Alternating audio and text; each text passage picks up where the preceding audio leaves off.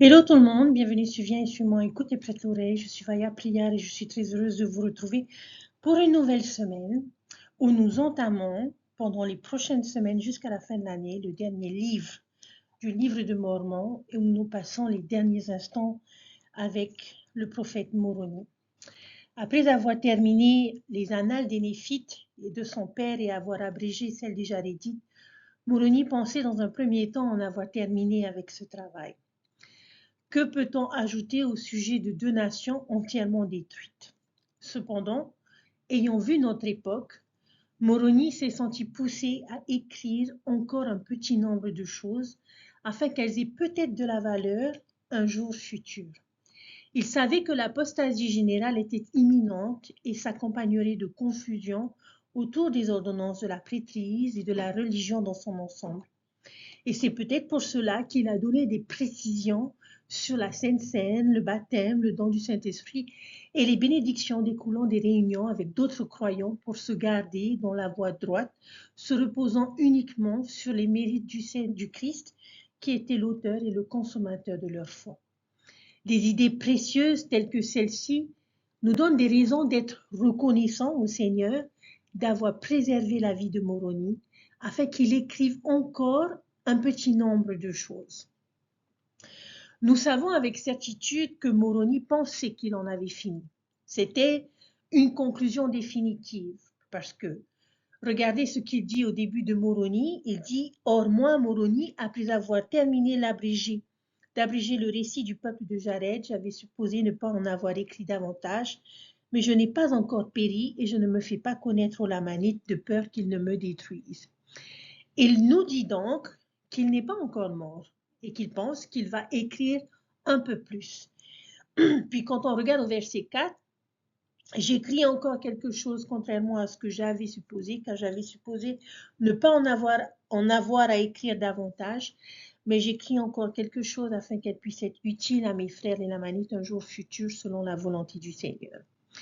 Il nous donne ensuite 10 chapitres supplémentaires étonnants dans certains enseignements supplémentaires de son père, une description de la manière dont l'Église antique était dirigée, y compris les prières de Sainte-Seine, son invitation finale, puis la page du titre du livre de Mormon. Nous pouvons tous certainement être reconnaissants que Dieu les fait vivre plus longtemps pour écrire ces choses précieuses, particulièrement pour nous. Il nous enseigne qu'il vaut mieux être seul que de renier sa foi, et c'est un principe très important que nous devons tous apprendre, surtout pour les jeunes. En tant qu'enseignante et mère, j'ai appris que les amis sont très importants pour les adolescents. La pression des pairs devient un défi majeur pour beaucoup et malheureusement, l'on a vu des jeunes prendre des décisions assez stupides et qui ont changé leur vie en fonction de leurs amis. Ce que Moroni démontre ici, c'est la vérité que nous devons parfois rester seuls dans notre foi ou dans nos normes. J'admets qu'il n'est pas facile d'être le seul sur le terrain ou sur le cours à ne pas jurer, qu'il n'est pas facile d'être le seul à ne pas aller au cinéma parce que le film est inapproprié, il n'est pas facile d'être le seul de son groupe à ne pas boire, il n'est pas facile d'être le seul à s'habiller modestement. Cela peut être solitaire. Il n'est pas facile d'être le seul membre de l'Église dans votre école ou le seul membre de l'Église dans votre foyer. Il n'est pas facile d'être la seule personne croyante dans une classe pleine de non-croyants. Mais dans chacun de ces cas, avoir le courage de se lever et de se démarquer est plus important que d'avoir la compagnie de ceux qui nous entourent. Les principes avant les pairs, le courage avant la compagnie, la foi avant les amis. Si les personnes autour de nous nous obligent à choisir entre leur amitié et leur foi, Moroni dit « choisissez la foi ». C'est une priorité plus élevée. Je me demande parfois pourquoi Dieu a laissé Moroni vivre si longtemps. Peut-être qu'il est un exemple pour nous tous, qu'il nous enseigne que rester seul dans nos principes est un engagement à long terme et peut-être même à vie. Les Écritures parlent souvent d'histoires extrêmes, car tout ce qui est moins que ces circonstances est alors couvert par l'exemple. Si Moroni a pu rester seul aussi longtemps dans sa foi, alors peut-être que nous le pouvons aussi. Mais vous savez, je pense que Dieu a compensé pour lui comme il le fera pour chacun de nous. Dieu a permis à Moroni de jouer le rôle central dans le rétablissement de l'Évangile. Puisqu'il a dû attendre si longtemps tout seul et protéger ce document pendant tant d'années, il était tout à fait approprié que ce soit Moroni qui ait le privilège de remettre ce document à Joseph Smith. Peut-être le Seigneur a-t-il pensé qu'il était nécessaire qu'un homme qui savait un peu ce que signifiait être seul enseigne et prépare le garçon qui aurait également besoin de se tenir seul pour traduire et présenter ce document dans les derniers jours. J'aime que ce soit Moroni qui se tienne au sommet de nos temples partout dans le monde. Et chaque fois que je le vois en haut d'un temple, tout seul, comme il l'était de son vivant, cela devrait nous donner la force et l'inspiration de faire la même chose. Soyons comme Moroni, le courage plutôt que la compagnie. Il vaut mieux être seul que de renier ses convictions.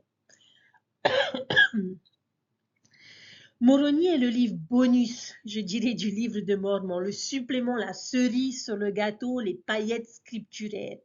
Parce que Moroni n'avait jamais eu l'intention de l'écrire au départ. Et il le dit dans le verset 1 et dans les versets 4, que après avoir fini d'abréger l'histoire du peuple de Jared, il pensait qu'il n'écrirait pas davantage mais il n'était pas encore mort. Et il continuait de se cacher des Lamanites pour ne pas périr. Et dans le verset 4, il nous dit qu'il écrit un petit nombre de choses, contrairement à ce qu'il avait pensé, parce qu'il pensait qu'il n'allait plus écrire, et qu'il a écrit un petit nombre de choses pour qu'elles aient peut-être de la valeur pour ses frères, les Lamanites, un jour futur, selon la volonté du Seigneur. Moroni nous indique ici qu'il va nous donner quelques éléments supplémentaires. Et en tant qu'Église, nous lui sommes vraiment reconnaissants de l'avoir fait. Le livre de Moroni est rempli de vérités délicieuses et édifiantes qui enrichissent grandement notre compréhension. Et c'est peut-être en partie la raison pour laquelle le Seigneur a prolongé sa vie tellement plus longtemps, afin que nous puissions avoir ces chapitres supplémentaires d'une grande valeur. Et ces 6 premiers chapitres que nous étudions cette semaine sont très variés et portent sur des sujets variés. C'est presque comme un manuel d'instruction de l'Église où de nombreux aspects différents de l'administration de l'Église sont abordés l'un après l'autre. Alors, dans l'esprit d'ajouter un peu plus, quelques préceptes supplémentaires, j'aimerais nous inviter à prêter l'oreille à ce que Moroni a à nous offrir. Nous allons voir ensemble quelques domaines que j'ai pu relever, parmi lesquels Moroni pourrait nous donner une compréhension supplémentaire. Le premier domaine que j'ai pu voir se trouve en Moroni 2 et 3 et qui concerne les bénédictions de la prêtrise. Les chapitres 2 et 3 de Moroni donnent des instructions sur la manière dont un certain nombre d'ordonnances de l'Église étaient accomplies à son époque. Le chapitre 2 décrit comment le don du Saint-Esprit a été conféré et le chapitre 3, comment ils ordonnaient les prêtres et les instructeurs. Je vois une belle pensée supplémentaire pour vous les pères et les détenteurs de la prêtrise qui se trouvent ici devant l'occasion d'accomplir une ordonnance. Dans les 2 chapitres, que faisait-il avant de donner le Saint-Esprit ou d'accomplir l'ordination? Lorsqu'on regarde Moroni chapitre 2 verset 2 et Moroni 3 verset 2, dans les 2 cas, ils ont d'abord prié. Au chapitre 2, ils ont invoqué le Père dans une prière puissante, puis ont conféré le don du Saint-Esprit. Et au chapitre 3, il est dit qu'après avoir prié le Père au nom du Christ, ils leur imposèrent les mains. Et c'est une belle suggestion de Moroni. Il est tout à fait approprié et même recommandé de prier pour être guidé et inspiré avant de donner une bénédiction, avant d'accomplir une ordonnance. Je sais que c'est une pensée plutôt intimidante de parler au nom du Seigneur par une bénédiction. Mais nous ne devons pas avoir l'impression que le seul moment où nous allons recevoir de l'inspiration est pendant la bénédiction elle-même. L'instruction et la direction peuvent venir avant, lorsque vous réfléchissez à la situation, lorsque vous considérez la personne que vous bénissez, lorsque vous méditez sur les besoins et les désirs de cette personne. Si vous savez que vous allez être appelé à bénir ou à ordonner quelqu'un, passez un peu de temps dans la prière, à la recherche d'inspiration et de conseils. Cela ne veut pas dire que vous ne recevrez pas d'inspiration sur le moment, et vous devriez certainement être à l'écoute et ouvert à recevoir cette direction au moment de la bénédiction. Mais le Seigneur a dit dans Doctrine et Alliance, section 100, verset 6, « Car ce que vous aurez à dire vous sera donné à l'heure même, oui, à l'instant même. » Mais la direction peut aussi venir avant la bénédiction, lorsque nous prions le Père au préalable. Une autre pensée. Je sais que l'accomplissement des ordonnances et la remise des bénédictions de la prêtrise sont un devoir accompli par les hommes de l'Église. Mais une prière peut être offerte par n'importe quel membre. Il serait certainement approprié que la mère ou l'épouse de la personne qui reçoit l'ordonnance offre une puissante prière au préalable pour rechercher la direction et la puissance dans la bénédiction. Une autre pensée. Je trouve intéressant que Moroni utilise le mot fervente au verset 2. Après avoir fait cela, offert une fervente prière, vous aurez le pouvoir de donner le Saint-Esprit à celui à qui vous imposerez les mains. Nous parlons beaucoup de l'importance de l'autorité dans l'Église et c'est profondément important. L'article de foi numéro 5 nous dit « Nous croyons qu'un homme doit être appelé par Dieu par prophétie et par l'imposition des mains de ceux qui détiennent l'autorité pour prêcher l'Évangile et administrer ses ordonnances. » Mais le mot ici est « pouvoir ». Pourrions-nous séparer un peu ces termes? La personne qui confère ou ordonne doit avoir l'autorité pour le faire, sinon l'ordonnance ne sera pas valide. Mais le fait-elle avec pouvoir?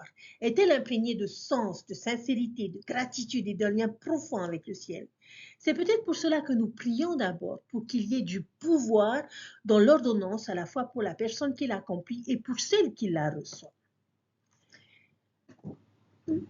Deuxième chose que j'ai pu remarquer dans Moroni chapitre 3, persévérer jusqu'à la fin. Il y a cette phrase qui me frappe et c'est un aperçu supplémentaire sur la signification de persévérer jusqu'à la fin. Il y a une formulation unique de cette idée ici. Déjà cette année, nous avons examiné un certain nombre de façons différentes d'interpréter le commandement du Seigneur de persévérer jusqu'à la fin. Cela signifie-t-il persévérer jusqu'à la fin dans nos épreuves et nos défis dans la vie? De Néphi 9,18 le suggère. Cela signifie-t-il persévérer jusqu'à la fin de notre vie mortelle? De Néphi 33 le suggère. Cela signifie-t-il persévérer jusqu'à la fin de notre obéissance en choisissant toujours le bien? Alma 38 le suggère. Cela signifie-t-il de persévérer jusqu'à la fin de notre engagement envers nos alliances? De Néphi 9 le suggère. Ou comme nous en avons parlé il y a quelques semaines dans 3 Néphi chapitre 27, cela signifie-t-il persévérer jusqu'à la fin de sa personnalité, jusqu'à la fin de notre développement spirituel, personnel pour être comme le Christ? Laquelle de ces interprétations est correcte? En fait, toutes. Elles peuvent avoir de multiples interprétations. Nous devons persévérer de différentes manières dans l'Évangile. Mais voici encore une autre façon de considérer le commandement du Seigneur, de persévérer jusqu'à la fin. Il dit « Prêchez le repentir et le pardon des péchés par Jésus-Christ, par la persévérance de la foi en son nom jusqu'à la fin. » Que pensez-vous que cela signifie? Prêcher le repentir par la persévérance de la foi en son nom jusqu'à la fin. Je ne prétends pas savoir exactement ce qu'il veut dire ici, mais voici ma pensée. Il semble y avoir un lien entre le repentir et la persévérance jusqu'à la fin. L'une des façons dont je persévère jusqu'à la fin est de me repentir continuellement et de m'appuyer sur l'expiation du Sauveur. Tout au long de la mortalité, nous aurons besoin de la miséricorde, de la grâce et du pardon rendu possible par le sang expiatoire de Jésus-Christ. Parfois, il est facile de se décourager. Pour les disciples du Christ qui se soucient vraiment de faire de leur mieux, qui désirent profondément être bons, faire les bonnes choses, qui s'efforcent d'être parfaits, tout comme leur Père céleste est parfait, la frustration et la consternation face à nos faiblesses, nos défauts et nos imperfections peuvent facilement glisser. Nous pouvons parfois nous sentir comme Néphi qui a dit « Ô homme misérable que je suis ». Et c'était Néphi. Qu'est-ce que cela dit de nous? Nous pouvons nous retrouver frustrés par notre besoin constant de nous repentir. Je peux m'identifier à ces paroles de Michel-Ange qui a dit « Malgré tes promesses au Seigneur, il semblerait trop espérer que même un amour comme le tien puisse ignorer mes innombrables errances. »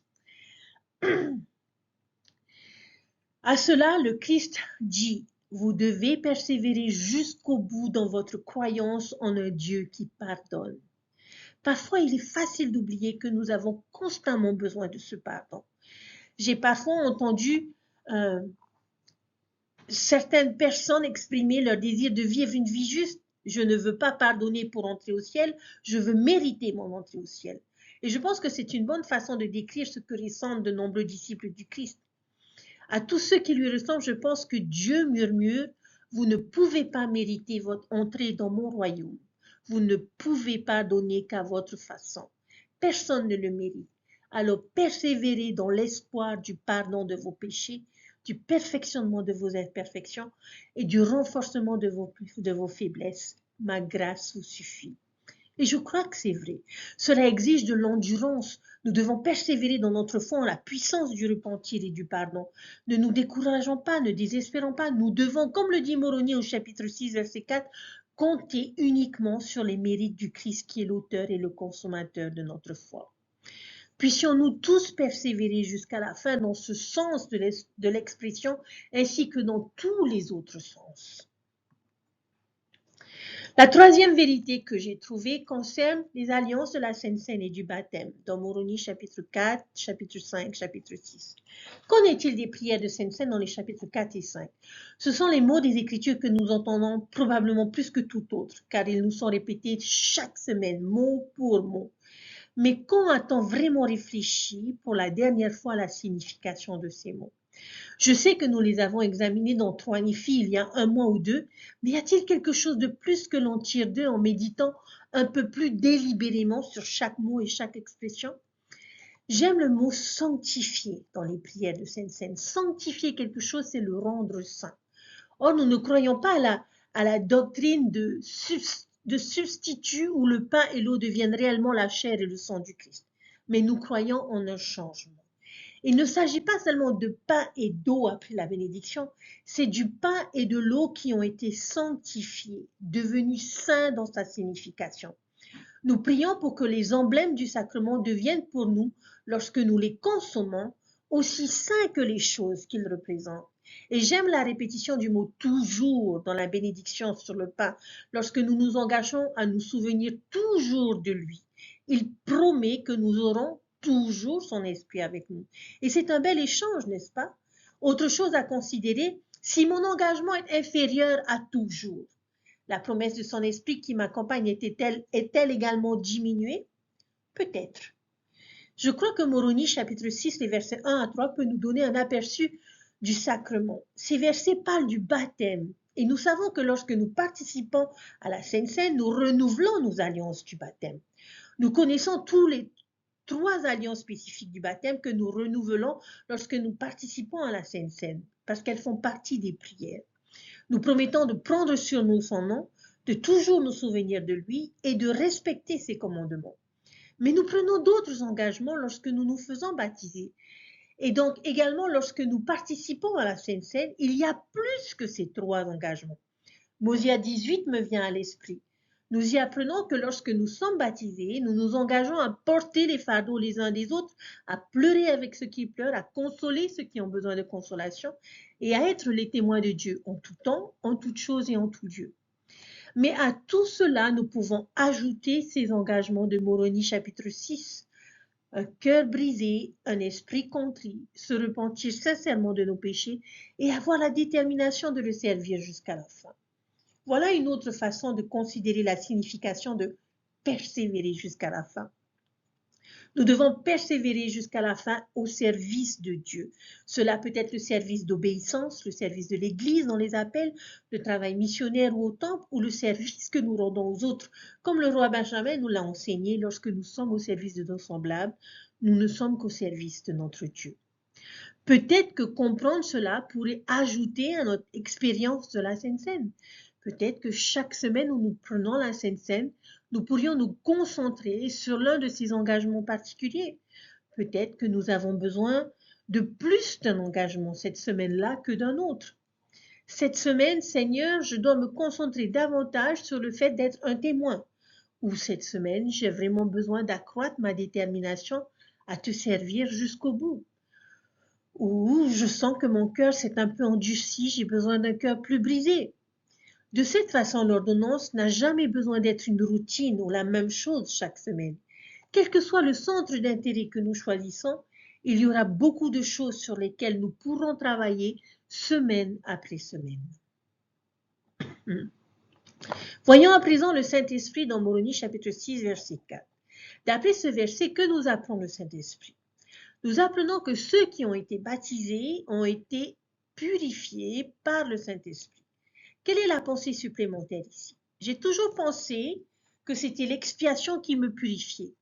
Mais ici, c'est le Saint-Esprit qui le fait. Comment cela fonctionne-t-il? Eh bien, je pense que c'est un autre type de purification. L'expiation, le baptême et la Sainte Seine me purifient de mes péchés. Ils me ramènent sur un terrain neutre avec Dieu. Mais le Saint-Esprit m'élève plus haut.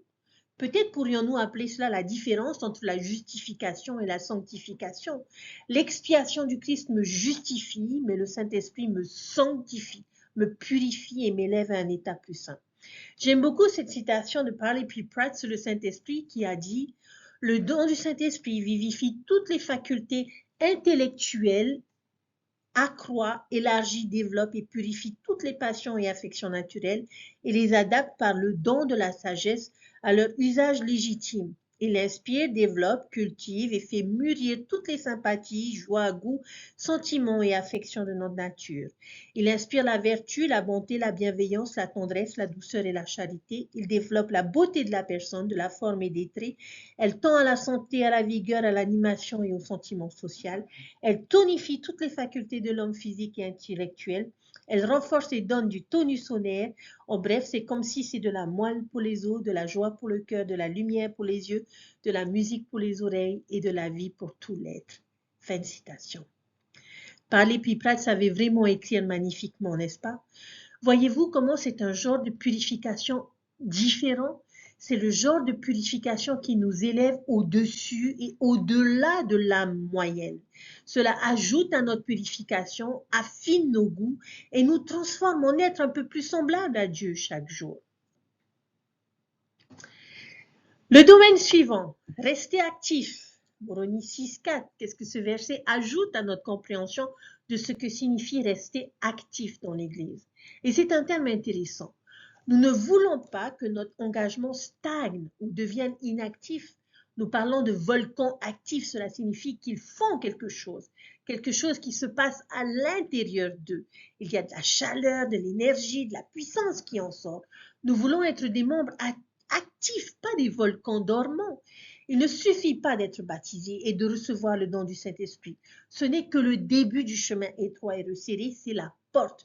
Une fois baptisés, nous devons marcher. Et qu'est-ce qui va nous aider à rester actifs ou d'une autre façon de voir les choses? Que pouvons-nous faire pour aider nos frères et sœurs à rester actifs? Nous prenons leur nom afin qu'ils puissent être comptés et mémorisés. Il est vraiment difficile de se perdre dans cette église. Beaucoup ont essayé, peu ont réussi. Mais si vous décidez de ne plus venir à l'église, votre nom figure probablement toujours sur la liste de quelqu'un, quelque part, et cette personne essaiera à un moment donné de venir vous chercher, que vous le vouliez ou non. C'est parce que nous valorisons l'individu dans l'église. Les membres de l'église de Jésus-Christ ne sont pas une masse sans nom. Nous les numérotons un par un, nous connaissons leurs noms et il existe des programmes et des processus qui nous aident à nous inciter à nous souvenir les uns des autres. Nous avons nos assignations du service pastoral, les listes de classes, de collèges, les conférences, les réunions de direction. Beaucoup de choses et d'occasions nous aident à nous souvenir les uns des autres. Le temple est un autre endroit où nous voyons cette dynamique. Nous croyons si profondément à la valeur de chaque fils ou fille de notre Père céleste que nous consacrons même des heures de service à des personnes qui sont peut-être décédées il y a des siècles. Des personnes dont les noms n'ont pas été prononcés, auxquelles on n'a pas pensé ou dont on n'a pas tenu compte depuis des siècles. Et nous les prononçons à haute voix, avec révérence, plusieurs fois, alors que nous accomplissons chaque ordonnance individuelle pour eux. Nous les numérotons et nous nous souvenons d'eux. Ils ont besoin d'être nourris. Nourris de quoi? Des activités, des fêtes, des friandises, des jeux? Non, nourris par la bonne parole de Dieu pour les garder sur le chemin droit et resserré. Les Écritures les nourriront et les retiendront. Les paroles des prophètes les nourriront. Les leçons et les discours les nourriront. C'est pourquoi nous avons besoin de discours de Sainte-Seine, d'écoles du dimanche, de séminaires, d'instituts, de conférences générales. Nous avons besoin d'une nourriture constante. Mon papa m'a donné un jour un conseil intéressant. Il m'a dit, tu sais, toutes les leçons que nous enseignons, les discours que nous donnons, les idées que nous expliquons, personne ne s'en souvient vraiment. La plupart de ce que nous disons sera oublié en une semaine. Certaines choses resteront gravées dans la mémoire, mais beaucoup s'effaceront. Nous ne changeons pas nécessairement leur vie à chaque fois que nous enseignons. Nous les faisons simplement avancer un peu plus loin sur le chemin. nous les aidons simplement à traverser la journée ou la semaine. Nous nourrissons leur esprit et leur cœur pour le moment. Et la semaine prochaine, ils auront besoin de plus de nourriture. Et nous continuons donc à partager et à enseigner et finalement, les semaines se transforment en mois, les mois en années et les années en toute une vie jusqu'à ce qu'ils arrivent à la terre promise de leur exaltation. Pour moi, c'était une pensée réconfortante et c'était une leçon humble. Parce que c'est réconfortant de savoir que quelque part nous avons aidé quelqu'un un peu plus loin sur le chemin droit et resserré. Nous lui avons donné ce dont il avait besoin pour cette journée. Les arbres ont besoin d'être constamment nourris. Les corps ont besoin d'être nourris en permanence. Nos esprits et nos témoignages ont besoin d'être nourris en permanence jour après jour. C'est pourquoi nous recevons tant d'enseignements, d'études et d'occasions d'apprendre dans l'Église. Nous devons rester continuellement attentifs dans la prière. Et que signifie cette expression? Je n'en suis pas sûre. Mais l'attention suggère vigilance et conscience. La parabole des 10 vierges me vient à l'esprit lorsque Jésus termine cette histoire en disant « Veillez donc, car vous ne savez ni le jour ni l'heure où viendra le Fils de l'homme. » Sommes-nous conscients des signes des temps et de la nécessité de garder nos lampes allumées en prenant le Saint-Esprit pour guide jour après jour, année après année? Et cette vigilance, cette attention nous conduit-elle à prier? Il est difficile d'oublier quelque chose si on le mentionne et on s'y concentre tous les jours. Nos prières quotidiennes peuvent nous garder attentifs. Et quelque chose que j'ai mentionné plus tôt, compter uniquement sur les mérites du Christ qui était l'auteur et le consommateur de leur foi. Un rappel que nous devrons être patients avec nous-mêmes, nos progrès, nos faiblesses et nos péchés. Nous devrons absolument compter sur les mérites dont lui est l'auteur et non sur l'auteur, nous, si nous espérons un jour terminer notre parcours. Encore une fois, une excellente perspective à travers laquelle considérer l'idée de persévérer jusqu'à la fin. Jésus est le consommateur de notre foi. Les mérites de son sacrifice nous amèneront au bout de notre chemin qui est, espérons-le, l'exaltation. Comme il est dit dans la section 76 des Doctrines et Alliances, ce sont juste des hommes rendus parfaits par Jésus, le médiateur de la nouvelle alliance, qui a accompli cette expiation parfaite par l'effusion de son propre sang. Jésus nous rend parfaits par son expiation parfaite. Chers frères et sœurs, il m'arrive parfois, certaines semaines, de me dire, est-ce que les vidéos que je fais servent vraiment à quelque chose? Lorsque je regarde les statistiques, lorsque je vois que certaines vidéos ont touché plus de personnes que d'autres, ou que je vois particulièrement les semaines où il n'y a pas d'école du dimanche, le nombre de vues diminuer, je me demande parfois si ce que je fais a une portée quelconque. Et l'étude de cette semaine, l'étude de ce livre de Moroni, le fait de savoir que vous ne retiendrez pas forcément tout ce que j'ai pu enseigner, mais le fait de savoir que je vous aide à ma manière, que ce soit au travers de ces vidéos ou que ce soit en tant qu'instructrice de l'école du dimanche de ma paroisse, que j'aide chacun d'entre vous à aller un peu plus loin sur le chemin des alliances. Et c'est ce qui aujourd'hui me motive à rester active dans ce que je fais, dans les enseignements que je partage. Et malgré le fait que l'on puisse savoir que ce que nous allons enseigner ne sera pas forcément retenu, faisons-le, chers frères et sœurs. Saisissons chaque opportunité, chaque occasion qui se présente à nous de pouvoir aider quelqu'un à aller un peu plus loin sur le chemin des alliances. Le domaine suivant, nos réunions de l'Église. Que pouvons-nous ajouter à notre compréhension des réunions de l'Église? Nous devons nous réunir souvent. Il dit cela à la fois dans le chapitre 5 et 6. Pendant les restrictions de Covid, avez-vous commencé à regretter l'expérience de se réunir souvent? Au début, vous savez, peut-être que nous avons apprécié le changement de rythme. Adorer et enseigner à la maison est une bonne chose après tout. quelque chose que nous devrions faire et qu'on nous demande de faire. Mais j'espère qu'aucun d'entre nous n'a jamais conclu pendant cette période que nous n'avions pas vraiment besoin de réunions d'église, que nous pouvons simplement adorer et être enseignés dans nos maisons en tant que famille ou individu. C'était des moments extraordinaires. Espérons que nous, cependant, que nous n'oublions pas qu'il y a une puissance qui vient de jeûner ensemble, de la prière ensemble, de la conversation les uns avec les autres concernant le bien-être de nos âmes.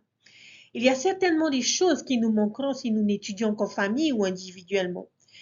Quelqu'un qui a dit, vous savez, je n'ai pas besoin d'aller à l'église pour être une bonne personne, pour étudier l'évangile, pour apprendre, pour briller, mon Père céleste.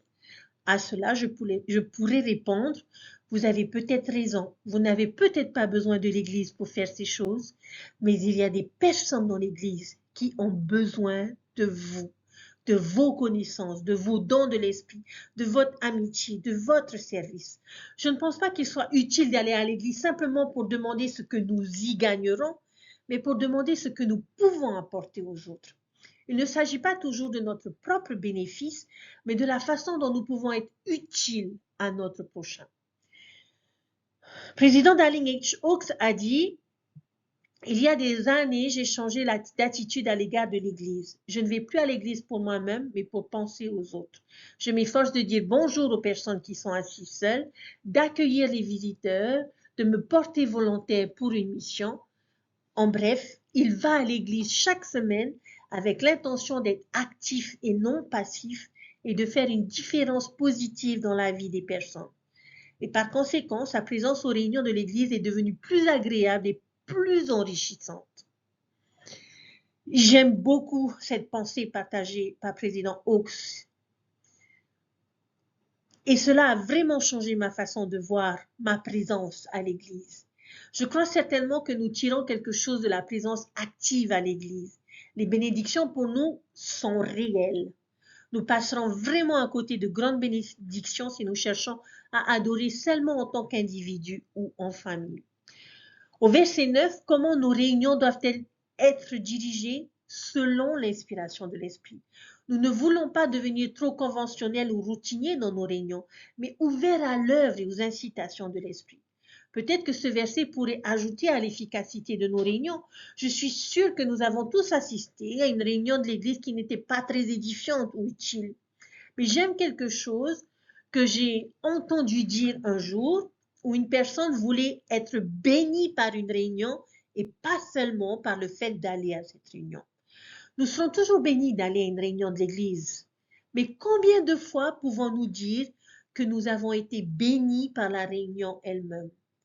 Espérons que nous n'avons pas une réunion simplement parce que nous sommes censés avoir une réunion, mais que nos réunions sont menées selon la manière dont l'Esprit agit et qu'elles sont remplies de prédications, d'exhortations, de prières, de supplications, de chants et pas seulement de planification, de discussions, d'administration ou de bavardage.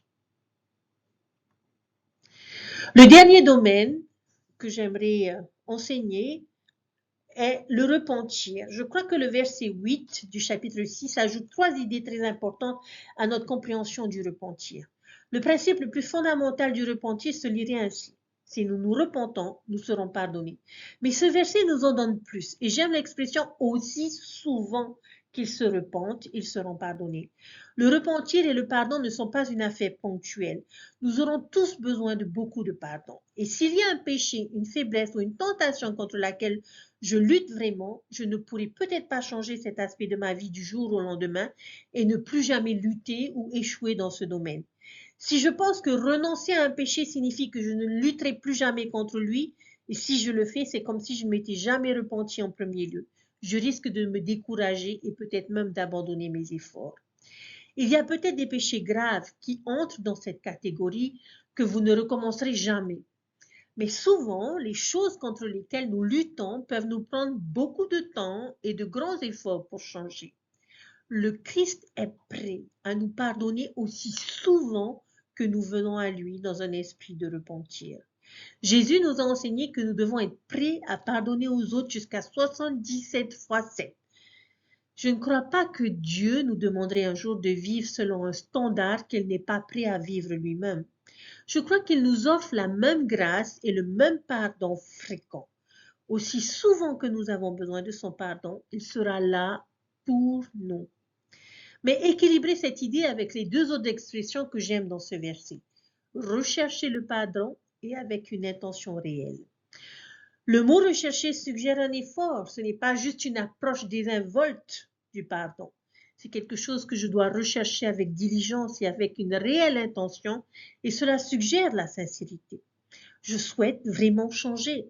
Pour éviter que l'un d'entre nous ne devienne trop détendu ou passif dans notre repentir à cause de la promesse due aussi souvent, nous pouvons compenser cela en nous rappelant que le pardon ne peut venir que s'il est fait avec une réelle intention. Une réelle intention de changer, une réelle intention de renoncer, une réelle intention de suivre. Et j'espère vraiment que Moroni a réussi à ajouter à notre compréhension de certains de ces aspects fondamentaux et de base de l'adoration au sein de l'Église de Jésus-Christ. Chers frères et sœurs, je nous encourage à toujours étudier les Écritures, à assister à nos réunions d'Église, à écouter les paroles des prophètes avec l'esprit que Dieu nous a permis d'avoir. Souvenez-vous, le Seigneur a dit que la manière dont il aime nous enseigner est ligne sur ligne, précepte sur précepte, et qu'il aime ajouter à notre compréhension petit à petit.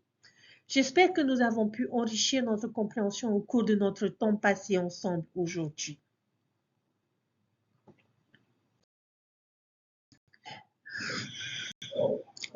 Il y a un dernier principe que j'aimerais voir avec vous. Disons que votre meilleur ami est tombé dans une rivière en furie et qu'il s'accroche à un morceau de bois pour sauver sa vie. Et vous savez que la meilleure façon de l'aider serait de lui lancer une corde et de le tirer en sécurité. L'une des cordes, cependant, serait emmêlée dans toutes sortes de nœuds et de torsions, et l'autre corde serait soigneusement enroulée avec une extrémité clairement visible et facile à saisir. Lequel peut secourir en premier? Bien sûr, la corde enroulée pourra être lancée presque immédiatement. L'autre aura du mal pendant un certain temps à trouver une extrémité et à défaire sans parler de pouvoir la lancer. La morale de l'histoire, c'est l'organisation des choses permet de se concentrer plus facilement et de faire les choses plus efficacement. Le chaos engendre le stress, la futilité et l'échec. Vous avez peut-être entendu beaucoup de critiques dans notre monde actuel à l'égard des religions organisées. Et ces voix se font de plus en plus fortes. Le mantra « je suis spirituel mais pas religieux » devient de plus en plus courant et convaincant, en particulier chez les jeunes. L'évangile est bien plus important que l'Église. J'ai entendu dire que l'Église est parfois considérée comme l'échafaudage de l'Évangile, un moyen pour parvenir à une fin plus grande, l'immortalité et la vie éternelle de l'homme. Il est possible de vivre l'Évangile sans l'Église. Pensez à ceux qui vivent dans des endroits du monde où ils ne peuvent pas aller à l'Église pour une raison ou une autre. L'Église n'y est pas établie. Elle n'est pas autorisée. Mais il y a un grand avantage et une grande bénédiction à trouver dans la religion organisée. Jésus a organisé une église lorsqu'il est venu sur terre, à la fois dans l'Ancien et dans le Nouveau Monde. Et je pense que cela suggère quelque chose sur l'idée d'église et de toutes les religions organisées que je connais. Peu peuvent égaler l'ordre et la structure de l'église de Jésus-Christ des saints des derniers jours. Nous portons l'ordre et l'organisation à un autre niveau. J'ai eu l'occasion de voyager et d'assister à différentes réunions d'église dans de nombreux endroits. Et je peux vous dire que la même organisation de base qui existe dans une réunion d'église, que ce soit à Tahiti, en France, à Utah ou à San Francisco, à New York, les mêmes leçons sont enseignées, les mêmes écritures sont étudiées, les mêmes cantiques sont chantés et la même structure organisationnelle sera suivie. Et c'est réconfortant et remarquable. La religion organisée a du pouvoir. Et Moroni chapitre 6 nous enseigne quelques principes puissants de la religion organisée qui, je crois, peuvent bénir et élever notre statut de disciple. Comme je l'ai dit dans la dernière leçon, Moroni va passer en revue un certain nombre de sujets et de procédures différents concernant l'Église organisée de Jésus-Christ des Saints, du livre de Mormon, l'Église de son époque, et nous découvrirons que ces mêmes principes et vérités s'appliquent à notre organisation ecclésiale et à notre condition de disciples modernes. Après avoir été baptisés, ils étaient comptés parmi le peuple de l'Église. Nous découvrons aussi dans le chapitre 6, leurs noms furent pris, afin que l'on se souvienne d'eux et qu'on les nourrit par la bonne parole de Dieu pour les garder dans la voie droite. pour les garder continuellement attentifs à la prière, l'Église se réunissait souvent pour parler les uns aux autres du bien-être de leur âme. Ils étaient stricts à veiller à ce qu'il n'y ait pas d'iniquité parmi eux, mais chaque fois qu'ils se repentaient et recherchaient le pardon avec une intention réelle, ils étaient pardonnés. Et leurs réunions étaient dirigées par l'Église selon l'inspiration et le pouvoir du Saint-Esprit. Car selon que le pouvoir du Saint-Esprit les conduisait soit à prêcher, soit à exhorter, soit à prier, soit à supplier, soit à chanter, ainsi faisait-on. L'une des grandes bénédictions qui nous sera accordée à tous si nous organisons et dirigeons nos réunions d'église selon ces principes, que tous ceux qui ont cru ne sont jamais tombés. N'est-ce pas là la bénédiction que nous voulons pour tous, pour nos étudiants, pour nos jeunes, pour nos familles, pour nous-mêmes? Des disciples qui ne se détournent jamais. Je crois que si nous dirigeons nos appels, nos cours, nos réunions et nos amitiés dans l'Église selon ce que Moroni vient d'enseigner dans le chapitre 6, tel sera le résultat. Qui ne voudrait pas venir dans une Église qui est organisée de cette façon? L'Église est une partie merveilleuse et nécessaire de notre bien-être et de notre développement spirituel. Il est important de savoir que l'objectif suprême de Dieu est notre progression. Son désir est que nous continuions de grâce en grâce jusqu'à ce que nous recevions la plénitude de tout ce qu'il peut donner. Cela exige davantage que le simple fait d'être gentil ou de se sentir spirituel. Cela requiert la foi en Jésus-Christ, le repentir, le baptême d'eau et d'esprit et la persévérance dans la foi jusqu'à la fin. On ne peut y parvenir dans l'isolement. L'une des principales raisons pour lesquelles le Seigneur a une église est donc de créer une communauté de saints qui se soutiendront mutuellement sur le sentier étroit et resserré qui conduit à la vie éternelle. Ainsi en est-il dans l'Église aujourd'hui. Unis dans la foi, chers frères et sœurs, nous nous instruisons et nous édifions mutuellement et nous efforçons de nous rapprocher de la pleine mesure de disciples, la mesure de la stature parfaite de Christ. Nous nous aidons les uns les autres à connaître le Seigneur jusqu'au jour où il ne sera plus nécessaire qu'un homme dise à ses semblables « Connaissez l'Éternel, car tous le connaîtront, depuis le plus petit jusqu'au plus grand, dit le Seigneur. » Non seulement nous apprenons la doctrine divine dans l'Église, mais nous l'y mettons aussi en pratique. En tant que corps du Christ, les membres de l'Église se servent mutuellement dans la réalité de la vie quotidienne. Nous sommes tous imparfaits. Il peut nous arriver de commettre des offenses et d'en subir. Souvent, nous mettons les autres à l'épreuve par nos manies personnelles. Mais dans le corps du Christ, nous devons aller au-delà des notions théoriques et des discours exaltés pour vivre une véritable expérience participative en apprenant à vivre ensemble dans l'amour. Dans notre religion ne se préoccupe pas uniquement de soi. Nous sommes tous appelés à servir. Nous sommes les yeux, les mains, la tête, les pieds et d'autres membres du corps du Christ et même les membres qui paraissent être les plus faibles sont nécessaires. Nous avons besoin de ces appels et nous avons besoin de servir.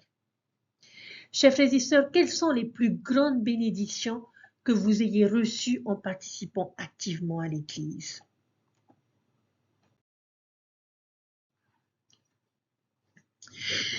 Je conclurai en partageant ma propre réponse à cette question.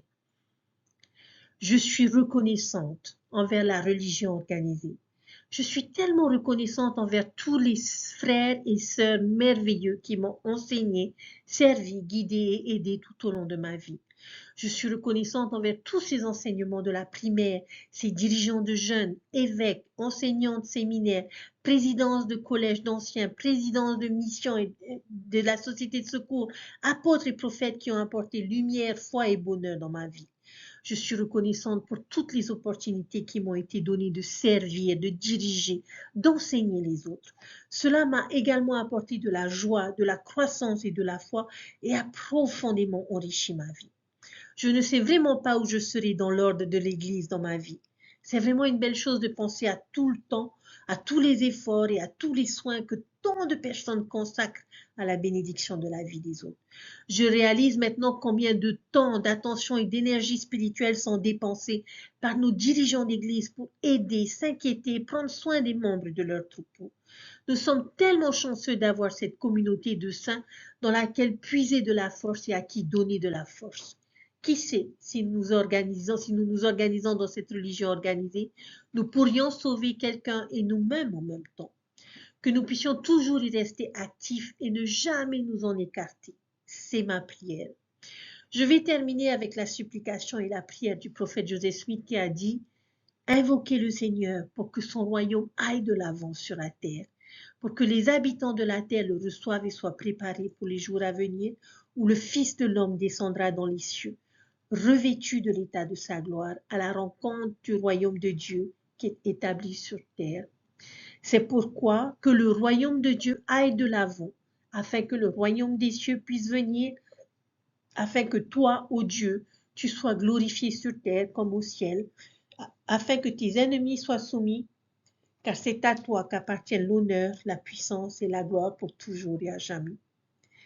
À sa prière, je joins l'exhortation de notre prophète Russell Nelson lors de notre dernière conférence générale, où il a dit: mes chers frères et sœurs, un jour prochain, Jésus-Christ reviendra sur terre pour être le Messie du millénium. Pour cette raison, aujourd'hui, je vous appelle à reconsacrer votre vie à Jésus-Christ. Je vous appelle à rassembler l'Israël dispersé et à préparer le monde à la seconde venue de Jésus-Christ. Je vous appelle à parler du Christ, à témoigner du Christ et à avoir foi en Christ et à vous réjouir dans le Christ. Venez au Christ et offrez-lui votre âme tout entière. C'est le secret d'une vie pleine de joie. Le meilleur est encore à venir, mes chers frères et sœurs, car le Christ reviendra. Le meilleur est encore à venir parce que le Seigneur a son œuvre. Le meilleur est encore à venir si nous offrons complètement notre cœur et notre vie à Jésus-Christ. Fin de citation. Je me joins à ces deux prophètes pour vous témoigner que Jésus-Christ vit et qu'il reviendra et que nous devons nous préparer, étudier, apprendre de lui et aider les autres à venir au Christ de manière à pouvoir aussi être sauvés comme nous pouvons l'être à travers les ordonnances et alliances que nous contractons avec lui. Je témoigne, chers frères et sœurs, que cet évangile est vrai, que c'est un évangile de joie et que nous avons besoin de chacun d'entre vous pour faire de cet évangile un évangile de joie et de bonheur à tous ceux qui goûtent à cet évangile. Dieu vit et Dieu nous aime. Et c'est mon message, ma leçon et mon témoignage que je vous laisse. Au nom de Jésus-Christ. Amen. Prenez soin de vous. C'est le beau mois de décembre où nous sommes invités à être un ange pour quelqu'un. Puissiez-vous être un ange pour une personne et l'aider à venir au Christ et à connaître la merveilleuse lumière du Christ et de son évangile. Prenez soin de vous et je vous dis à la semaine prochaine. Bye.